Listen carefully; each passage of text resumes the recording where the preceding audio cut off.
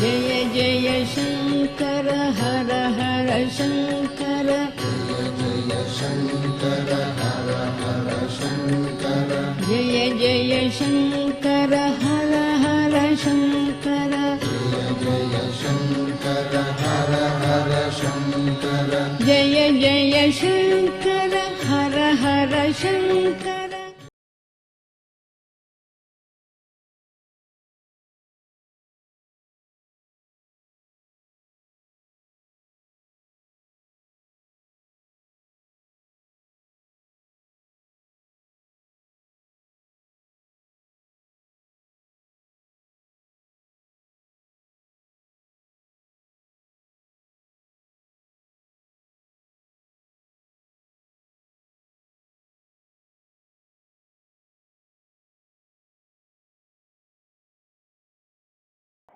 நமஸ்காரம். பெரியவாள காளஹஸ்தியில பார்த்தா, திருவான்மியூர்ல பார்த்தா, கலவையில பார்த்தா அப்படின்லாம் சொன்னோம். கலவையில பார்க்கறதே தான் பெரியவா அப்பாவோட இந்த கவிதையை பாட்டை தெரிஞ்சுன்னு வந்து பாட சொல்லுன்னு சொன்னா, அப்பதான் திங்களஞ்செடி சிவபிரான் அப்படின்னு பெரியவா மேல பாடியிருக்கிற பல பாட்டு கிடைச்சது. இதெல்லாம் அப்புறம் ரெகுலராகவே மாமா தானே ஆத்துல காலங்காலத்தால சொல்லி வழிபடுற வழக்கம் உண்டு. அப்படி பெரியவா மேலே ஏற்பட்ட அந்த பக்தி சாட்சாத் அப்பாவே சொல்ற சந்திரமௌலீஸ்வரர் தான் பிரத்யக்ஷ சந்திரமௌலீஸ்வரர் பெரியவாட சொல்றாங்கிறதுனால அது மாமாக்கு ஆழமா அந்த பக்தி வேரூன்றி சேலத்துல இருக்கிறதே இது என்னன்னா கனிஞ்சு பழமாச்சு அப்படின்னு சொல்லலாம். சேலத்துல ரயில்வே குவார்டர்ஸ்ல இருக்கிறதே மாமாக்கு ஏதோ தோணித்து வியாழக்கிழமை ஒரு பண்டாரத்தை வீட்டுல கூப்பிட்டு அவளுக்கு அந்த பண்டாரத்தை கூப்பிடத்தையே பூர்ண கும்பத்தோடு கூப்பிட்டு அவளுக்கு காலை நம்பி சாப்பாடெல்லாம் போட்டு தட்சிணையெல்லாம் கொடுத்து இதெல்லாம் பண்றது. வியாழக்கிழமை ஒரு குரு ஆராதனை அப்படின்னு வச்சுக்கோளேன். அத மாதிரி பண்றதுன்னு ஆரம்பிச்சு இதெல்லாம் மாமாக்குன்னு சிலதெல்லாம் விசித்திரமா தோணும். ஆனா தோன்றதுலயும் ரொம்ப ஒரு ஆழமான ஒரு அர்த்தம் இருக்கும். இப்படி வியாழக்கிழமை ஒரு ஆராதனை பண்றாப்புல, குரு ஆராதனை பண்றாப்புல ஒரு பண்டாரத்தை கூப்பிட்டு சாதம் போட்டு இருக்கா. அப்படி இருக்கிறதே ஒரு ஆவணியாவட்டத்து அன்னைக்கு வியாழக்கிழமை ஆவணியாவட்டம் வந்துருக்கு. அன்னைக்கு பார்த்தா 2 மணி வரைக்கும் இப்ப ரெகுலரா ஒரு பண்டாரத்தை கூப்பிட்டா அவரை காணும், ஆட காணும். இது மாமாவுக்கு ரொம்ப கவலையப்படுது. மாமாட்ட அது ஒரு குணம். எந்த ஒரு விஷயத்தை எடுத்தாலும் ரொம்ப தீவிரமா பண்ணுவா, ரொம்ப சின்சியரா பண்ணுவா. ஏனோ தானோன்னு பண்ண மாட்டா. தான் பண்ணாதோட இல்ல, தங்கிட்ட வரவா எதுவா இருந்தாலும் அதுவும் பெரியவாளுக்கு பண்ற காரியத்துல ரொம்ப சின்சியரா இருக்கணும். அதுல துளி ஒரு குறை இருந்தா கூட, ஒரு அலட்சியம் இருந்தா, அசனந்தம் இருந்தா பொறுத்துக்க மாட்டா, டாலரேட் பண்ண மாட்டா. அது அந்த மிலிட்டரி டிசிப்ளின் இருக்கும் மாமாட்ட. அதனால 4 மணிக்கு எழுந்து பெரியவாளுக்கு சுப்பிரபாதம் பாடணும் அப்படின்னா என்ன இருந்தாலும், மழையா இருந்தாலும், இடியா இருந்தாலும் சரி 4 மணிக்கு எழுந்து பண்ணிடணும். அப்படி ஒரு டிசிப்ளின்டா தான் இருக்கும் மாமாட்ட. அப்படி இருக்கிறதுனால இப்படி ரெகுலரா வியாழக்கிழமை பண்ணிட்டு இருக்கிறதே இந்த ஆவணியாவட்டத்தவ வியாழக்கிழமையா இருக்கு, அன்னைக்கு ஆட காணும் அப்படின்னு ரொம்ப கவலைப்பட்டு தான் சாப்பிடாத இருந்து உடனே மாமியை போய் சுகவனேஸ்வரர் கோயில போய் பார்த்துடுவான்னு சொல்லி மாமி உடனே தேடி பார்த்து கடைசியில அந்த பண்டாரம் ரெகுலரா வரவர் கிடைக்கல, யாரோ இன்னொருத்தர் கிடைச்சார். அப்புறம் அவரை அழிச்சுன்னு வந்து அவருக்கு இது மாதிரிலாம் பூஜை பண்ணி ஆராதனை பண்ணிட்டு அப்புறம் தான் தான் சாப்பிடுறது அப்படின்னு வச்சிருந்தார். இது ஈஸ்வரன் மாமாவோட அந்த உறுதி, திடமான பக்தி அப்படின்னு. இப்படி பண்றது பிரதோஷத்துல பெரியவாள தரிசனம் பண்ணும் அப்படின்னு தோணித்து. பிரதோஷ தரிசனம் ரொம்ப விசேஷம். பரமேஸ்வரன் தரிசனம் பண்றதுக்கு உகந்த காலம் பிரதோஷ காலம். அதனால இந்த பிரதோஷத்துல தரிசனம் பண்ணும் அப்படிங்கிறது பெரியவா தேனம்பாக்கம்ங்கிற இடத்துல இருக்கிறதே போய் முதல்ல சனி பிரதோஷம் ஸ்திரவாரம் அப்படின்னு சொல்லுவா. சனிக்கிழமை எதுவா இருந்தாலும் ஆரம்பிச்சா ரொம்ப பர்மனன்ட் ஸ்திரவாரம்னு பேரு. ஸ்திரவாரத்துல சனி பிரதோஷம் ரொம்ப விசேஷம் இல்லையா?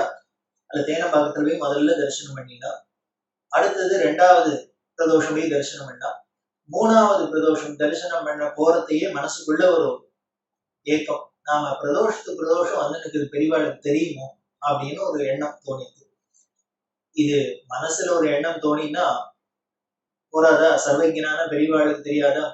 உடனே பிரதோஷ மாமா போய் நின்னோன்னு தங்கிட்ட கைங்கிரம் வாழ்கிட்ட கேட்கிறா பெரியவா, நீ பஞ்சாங்கத்தை பாரு, பிரதோஷமா பாரு அப்படின்னுட்டு இவரை கமிச்சு, இவர் பிரதோஷம் இங்க வந்துட்டு இருக்க, உனக்கு தெரியுமோ அப்படின்னு கூட இருக்கிறவள்கிட்ட கேட்கிறா.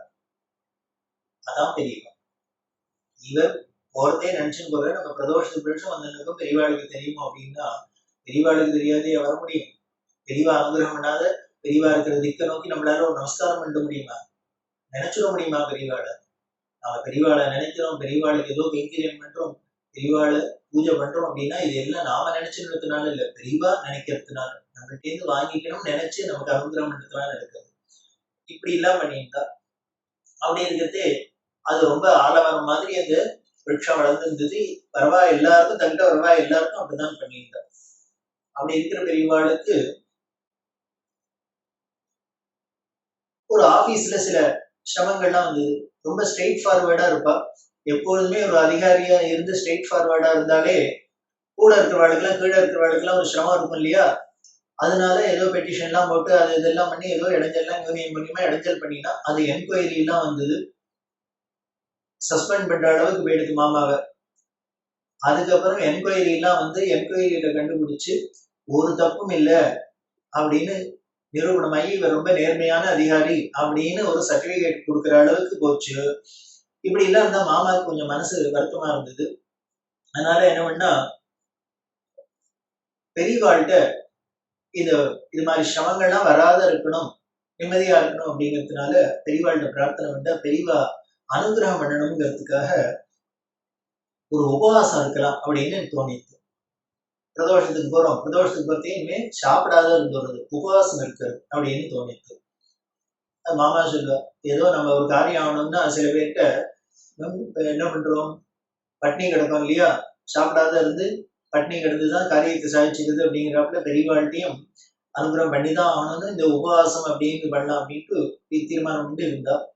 அப்போ சேலத்துல ஆடிட்டர் நடராஜையர் அப்படின்னு அவ என்ன பண்ணா பிரதோஷம் மாமா பெரியவாளை தரிசனம் பண்ண வரத்தி அவளும் ரொம்ப பெரியவா பக்தர். அந்த ஆடிட்டர் சம்சாரம் சர்க்கரை நெய் எல்லாம் கொடுத்து அனுப்புவா மாமாட்ட. இப்படி ஒவ்வொரு பிரதோஷத்துக்கும் கொடுத்து அனுப்பிட்டு ஒரு பிரதோஷத்துக்கு வந்து கொடுக்க வரத்தே மாமா சாப்பிடல அப்படிங்கிறது தெரிஞ்சுது அந்த அம்மாவுக்கு. அந்த ஆடிட்டர் அந்த அம்மாவுக்கு தெரிஞ்சுது. உடனே அந்த அம்மா சொன்னா, என்னது இது, நீங்க இப்படி சாப்பிடாதெல்லாம் கேள், பட்னி கிடக்கு, நீங்க பட்னி கிடந்தா பெரியவாக்கு பசிக்குமே அப்படின்னு.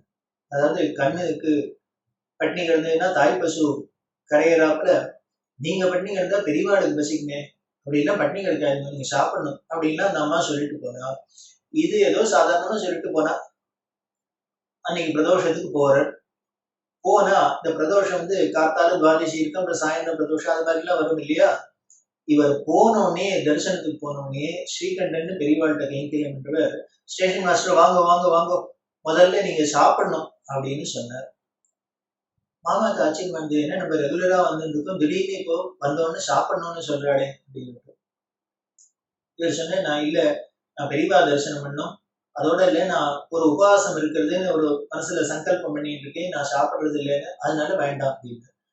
உடனே அவர் கோச்சுங்க, இல்ல இல்ல பெரியவா உத்தரவு, உங்களை சாப்பிட்டாதான் தரிசனம்னு சொல்லியிருக்கா, சாப்பிடாதெல்லாம் இருக்கக்கூடாதுன்னு சொல்லியிருக்கா, நீங்க முதல்ல அவசியம் சாப்பிடணும், நேம பிராமணாலா உங்களை உட்காந்து வச்சு முதல்ல துவாதசிக்கு சாப்பாடு போட சொல்லியிருக்கா.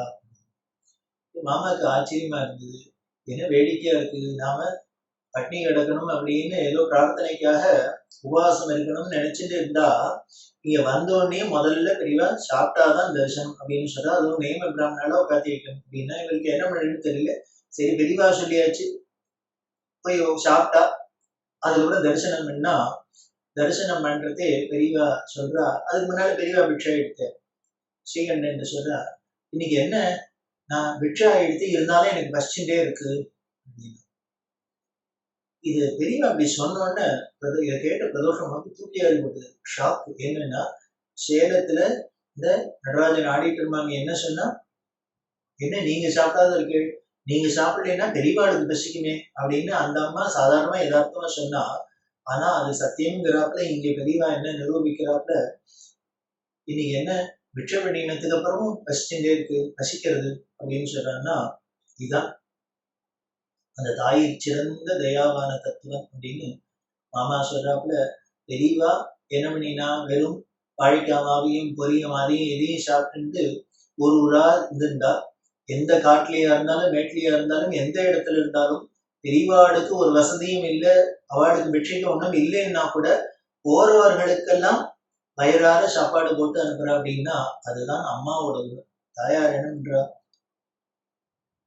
குழந்தைகளுக்கு வயிறு ரொம்பணும், அதுதான் தாயாரோட குணம். அப்பேற்பட்ட இந்த தாயிற் சிறந்த தயாவன தத்துவம் அப்படிங்கிறது தெரியும்.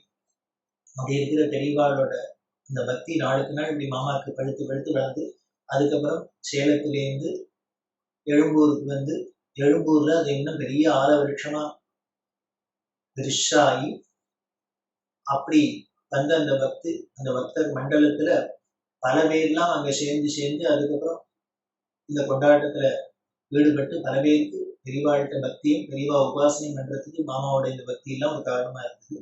அப்பேற்பட்ட அந்த பிரதோஷ மண்டலத்துல பிரதோஷ மாமாவோட சங்கம் ஏற்பட்டு பெரியவாளை பக்தி பண்றதுக்கு பாக்கியம் பண்ணினவாள்லாம் கொடுத்து வச்ச நம்ம பாக்கியசாலிகள் அப்படின்னே சொல்லலாம். அது ஒரு பெரிய கோல்டன் டேஸ் அப்படின்னு சொல்லலாம். பெரியவாளை தரிசனம் பண்றது பெரியவா அனுகிரகத்தை அடையிறதுங்கிறது பெரிய பாக்கியம்தான். அதுவும் அந்த மாமா மூலியமா அந்த மாமா சொல்ற வழியில போய் மாமா பண்ற போல பக்தி பண்ணி நம்ம அடையிறதுங்கிறது இது இன்னமே ரொம்பவே ஆனந்தமா இருக்கும். அது ரொம்ப கொடுத்து வச்சிருக்கணும் நம்ம பாக்கியசாலிகள். அப்படி இருக்கிற அந்த குடும்பத்துல இருக்கிற மாமிக்கு எல்லாம் எப்படி பக்தி பண்ணியிருப்பாரு சொன்னா நான் பெரியவா ஒரு நாளைக்கு சொல்றேன், இவருக்கு என்கிட்ட ரொம்ப பக்தி, இவரை விட இவர் சம்சாரத்துக்கு ரொம்ப பக்தி, என்கிட்ட இந்த சம்சாரத்தை விட ஒரு பொண்ணுக்கு ரொம்ப பக்தி, அவளை விட இந்த பேரம் பேத்தி குழந்தைகளுக்கு எல்லாம் ரொம்ப பக்தி அப்படின்னு வீட்டுல ஒவ்வொருத்தரையா ஜெனரேஷன் பை ஜெனரேஷனா சொல்லி ஒருத்தரை விட ஒருத்தருக்கு பக்தி ஜாஸ்தி, ஒருத்தரை விட ஒருத்தருக்கு பக்தி ஜாஸ்தி அப்படின்னு சர்டிபிகேட் கொடுக்குறாருன்னா அப்பேற்பட்ட குடும்பத்துல தலைவரா இருக்கிறவரு 64வது நாயன்மார்னு சொல்லாத, நாயன்மாருக்கு சமானமான ஸ்டேட்டஸ் கொடுக்காத என்ன பண்ணுவார்? ஆச்சரியம் என்ன அப்படின்னா, ஒரு நாயன்மார் பக்தி போல நமக்கு இருக்க முடியுமா? ஸ்டேட்டஸ் கிடைக்கிறதுக்கு சாதாரண விஷயமா? எல்லாருமே பக்தர் தான். ஈஸ்வர பக்தர்ல பரமேஸ்வரன் யாருக்கு தான் பக்தி இல்லை? எல்லாருக்கும் பக்தி இருக்கு. ஏதோ சில நாஸ்திகளை தவிர மற்ற எல்லாருக்கும் பக்தி இருக்குதான் இருக்கு. நம்மளும் பக்தி பண்றோம். ஆனா இந்த ஆழ்வார்கள் நாயன்மார்களோட பக்திக்கு நம்மளோட பக்திக்கு என்ன வித்தியாசம் அப்படின்னா டோட்டலி டிஃபரெண்ட். நாம எல்லாம் சௌக்கியமா இருந்ததுன்னா சுவாமி கோவிலுக்கு போறது பக்தி பண்றது அப்படின்னு நினைச்சிருக்கோம். நாம பக்தி பண்றதே சுவாமிகிட்ட இது வேணும் அது வேணும், இந்த குறையெல்லாம் போகணும், இந்த நிறைவெல்லாம் வேணும் அப்படிங்கிறதுக்கு தான் போறோம். ஆனா இவரை மாதிரி இருக்கவெல்லாம் எதுவும் பண்ணல. இவளுக்கு வேடிக்கை என்ன ஃபேமிலின்னு பார்த்தீங்கன்னா பிரதோஷ மாமாவுக்கு 3 குழந்தை, லலிதாம்பான்னு முதல்ல பொண்ணு, அதுக்கப்புறம் அருணாச்சலம் கணேசன் அப்படின்னு 2 பசங்க. இந்த 2 பிள்ளைகளும் நாம லௌகீகமான ரீதியில சொல்லணும் அப்படின்னாக்க அப்படியே பிரம்ம பிடிச்சாப்புல இருக்கிறவா. பெரியவா பின்னால சொல்லியிருக்கா அவ 2 பேரும் பெரிய ரிஷிகள், அவ ஏதோ தங்களோட பிராரப்தத்தை கழிக்கிறதுக்காக இப்படி வந்திருக்கா, அதனால இது பெரிய பாக்கியம் அப்படின்லாம் சொல்லியிருக்கா. ஆனால் உலகத்துல லௌகீக பார்வையில பார்த்தா இன்மேரிடா இந்த குழந்தை இப்படி ஒரு சித்த பிரம்ம பிடிச்ச குழந்தைகளா இருந்திருக்கும். இப்படி 2 குழந்தைகளையும் வச்சுட்டு அந்த குழந்தைகளுக்கு எல்லா காரியமும் செஞ்சுட்டு அந்த குழந்தைகள் நமக்கு கைங்கரியம் பண்றது போக நாம அந்த குழந்தைகளுக்கு எல்லா காரியமும் பண்ணிட்டு இப்படி இல்லாம ஒரு சொந்த வாழ்க்கையில இவ்வளவு சிரமங்கள் இருக்கிறதை கூட இது எதையும் பொருட்படுத்தாத பிரதோஷ தரிசனம், நித்தியம் பெரியவாளுக்கு பூஜை, மாசம் அனுஷ உற்சவம், வருஷ ஜெயந்தி விமர்சையா உற்சவம் இதெல்லாம் நடந்துருக்கு பண்றாரு அப்படின்னா இதுதான் நாயன்மார் பக்தி. நீங்க ஒரு நாயன்மாரையும் பாருங்க, சிறுத்தொண்ட நாயனார் எடுத்துட்ட எல்லாரும் யாருக்கு வேணா சாப்பாடு போடலாம். ஆனால் தன்னோட பிள்ளையே கொண்டு பிள்ளை கறி பண்ணி யாராலும் சாப்பாடு போடுவாடா? அப்படி வந்து புத்தர் கேட்டாக்க நம்ம அவளை சும்மா விடுவோமா பண்ணினார் அப்படின்னா இதெல்லாம் தான் அவ பண்ணின பக்திக்கும் நாயன்மார்கள் ஆழ்வார்கள் பண்ண பக்திக்கும் நம்மள மாதிரி சாதாரண மனுஷா பண்ற பக்திக்கும் உள்ள வித்தியாசம். அப்படி ஒரு பக்தி பண்ணினதுனாலதான் 64 நாயன்மார் அப்படின்னு அவருக்கு ஒரு உயர்ந்த ஸ்தானத்தை பெரியவா கொடுத்தான்னு தெரியுது. அப்படி இருக்கிறவரை கணவனா அடைஞ்சான்னா அந்த அம்மா எவ்வளவு உத்தமையா இருந்தப்ப எவ்வளவு பக்தியா இருந்தப்ப அந்த அம்மாவுக்கு பெரியவா எப்படி அனுகிரகம் பண்ணியிருக்காங்கிறத நாம தொடர்ந்து பார்க்கலாம். அதுக்கு முன்னால ஒரு முக்கியமான விஷயம், இந்த யூடியூப் சேனல்ல பெரியவாளோட பெருமையை தினம் ஷேர் பண்ணிட்டு வரேன். 5ஆம் தேதி ஞாயிற்றுக்கிழமை ஆரம்பிச்சது, இன்னைக்கு வெள்ளிக்கிழமை. இதுல இருந்து தொடர்ந்து வாரத்துல திங்கட்கிழமையிலேருந்து வெள்ளிக்கிழமை வரைக்கும் ஒவ்வொரு நிகழ்ச்சியை நான் சொல்லுவேன், அது அப்டேட் ஆகும். சனி ஞாயிறுல இருக்காது. அதனால திங்கட்கிழமையிலேருந்து வெள்ளிக்கிழமை வாரத்துல அந்த 5 நாளும் இந்த நிகழ்ச்சிகள்லாம் நம்ம பெரியவாளோட அனுபவத்தை உங்களோட பகிர்ந்துக்கிறேன், அது அப்லோட் ஆகும். இந்த சனி ஞாயிறுல இந்த 5 நாள்ல பார்க்க முடியாதவெல்லாம் சனி ஞாயிறுல பார்க்கறதுக்கும் ஒரு வசதியா இருக்கும் அப்படின்னு சொல்லி அடுத்தது திங்கட்கிழமை இன்னைக்கு மீண்டும் சந்திக்கிறோம்.